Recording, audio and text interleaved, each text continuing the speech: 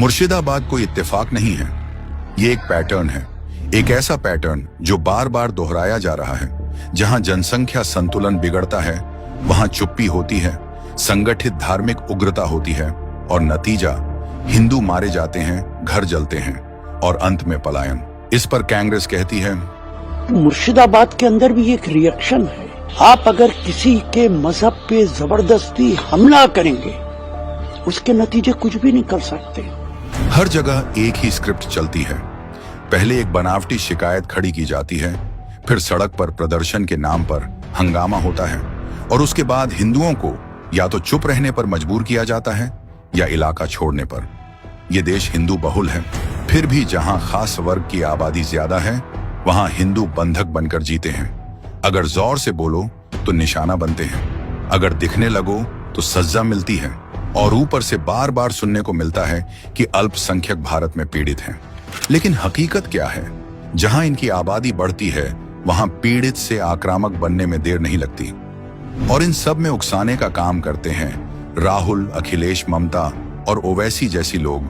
यदि हिंदू शोभा यात्रा निकालें तो पत्थरबाजी होती है, तिलक लगाओ तो विरोध होता है, संडे की छुट्टी शुक्रवार के दिन बदलने की कोशिश होती है। झारखंड इसका जीता जागता उदाहरण है। कैराना, कश्मीर, लंदन, जर्मनी, ये वह जगहें हैं जहां इनकी संख्या बढ़ते ही यह पीड़ित से आक्रामक बन गए। घुसपैठ करते हैं, आबादी बढ़ाते हैं, वक्फ जैसे कानूनों का इस्तेमाल करके अपनी ताकत बढ़ाते हैं और गली मोहल्लों में अपना प्रभुत्व दिखाते हैं। ये लोग किसी भी इलाके में जा सकते हैं, लेकिन हिंदू अपनी जगह पर नहीं रह सकते। हिंदू पलायन करते हैं और जो छोड़कर जाते हैं उन इलाकों में ये अपना दबदबा बना लेते हैं। इनके लिए संविधान नहीं, इनका धर्म ऊपर है। सर मेरे लिए बड़ा, ठीक है, हम कुरान सीने में रखते हैं और हाथ में रखते हैं संविधान। फिर भी सेक्युलर पार्टियों की भाषा नहीं बदलती, लेकिन जमीनी हकीकत क्या है?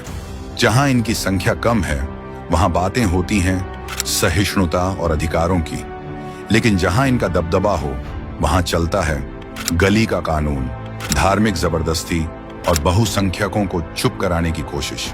आज धीरे धीरे हिंदुओं को एक एक इलाका खाली करवाकर पीछे हटाया जा रहा है और अगर कोई विरोध करे तो उसे असहिष्णु बता दिया जाता है।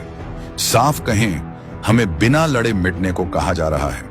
अपनी जगह, अपनी पहचान, अपना इतिहास चुपचाप छोड़ देने को कहा जा रहा है। जो विरोध करे उसे ये सब कहकर चुप करा दिया जाता है। सेक्युलरिज्म के नाम पर हिंदुओं से कहा जाता है, अपनी पहचान छोड़ दो, चुप रहो। कांग्रेस ने ऐसे कानून बनाए जो मंदिरों को कंट्रोल करते हैं लेकिन वक्फ को छू भी नहीं सकते। सनातन शिक्षा को खत्म किया, हमारी संस्कृति को दबाया गया और धर्मांतरण की खुली छूट दी। अगर अब हमें अपने अस्तित्व को बचाना है, ऐसे 100 कोल्ड सेक्युलर नेताओं को बॉयकॉट करना होगा जो इनका साथ खड़े होकर समर्थन करते हैं, इनकी व्हाइट वॉशिंग करते हैं। क्योंकि भूलिए मत, वक्फ बिल का 232 सांसदों ने विरोध किया, उसमें से 200 से ज्यादा सो कोल्ड हिंदू नेता थे। Mark yourself safe from Mahathag Bandhan.